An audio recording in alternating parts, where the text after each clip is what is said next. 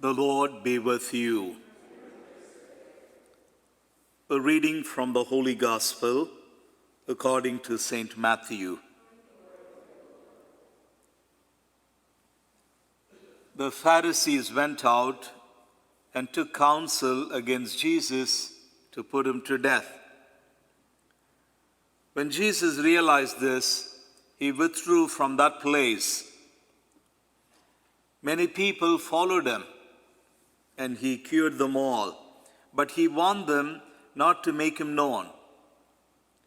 This was to fulfill what had been spoken through the prophet Isaiah. Behold, my servant whom I have chosen, my beloved in whom I delight. I shall place my spirit upon him, and he will proclaim justice to the Gentiles. He will not contend or cry out, nor will anyone hear his voice in the streets.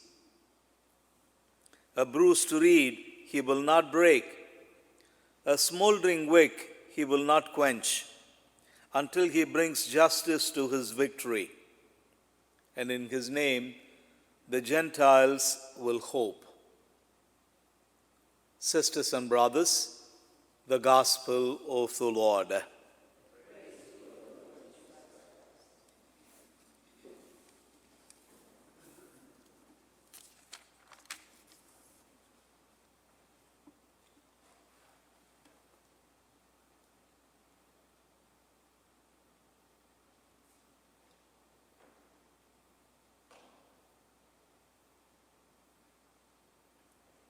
A bruised reed he will not break, a smoldering wick he will not blow out.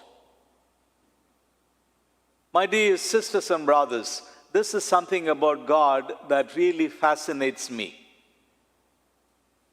Let's listen to that verse from Isaiah again. A bruised reed he will not break, a smoldering wick he will not put out. In other words, he will not be strong with the weak, nor will he be weak with the strong. He meets people where they are and accepts them as they are. And that brings us to the first reading. Notice how the one-line message in that reading is, this is the night of the vigil for the Lord, when he will lead people out of their slavery. The Israelites in Egypt are in bondage. They are in captivity. They are being exploited. They die under the oppression of Pharaoh. And what does God say to Moses? I heard my people cry. And he would go to Pharaoh and say, let my people go. And notice how God is very strong and very powerful with Pharaoh, bringing down a plague after another, 10 of them. Not exactly to count, but that is to say it's a round number. God fights tooth and nail for his people. Again, that same attribute, characteristic. Strong with the strong and weak with the weak. Now flash forward and come to Jesus. And what do you see in him? When the Pharisees stand up to him, he stands up to them. And when children come, he would fall on his knees and pick them up. Or when the sick come, he would bend over them and heal them. Again, a chip of the old block. Like father, like son. Strong with the strong and weak with the weak. And applying that to ourselves in our day-to-day life, how do we go about our life? How do we interact with people?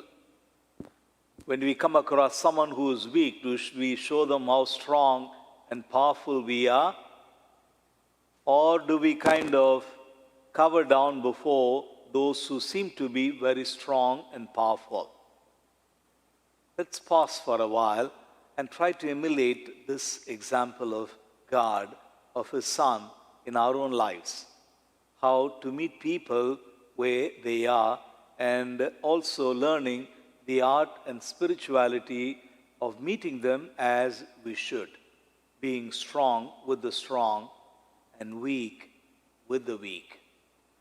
Let's pause for a while and pray for this grace.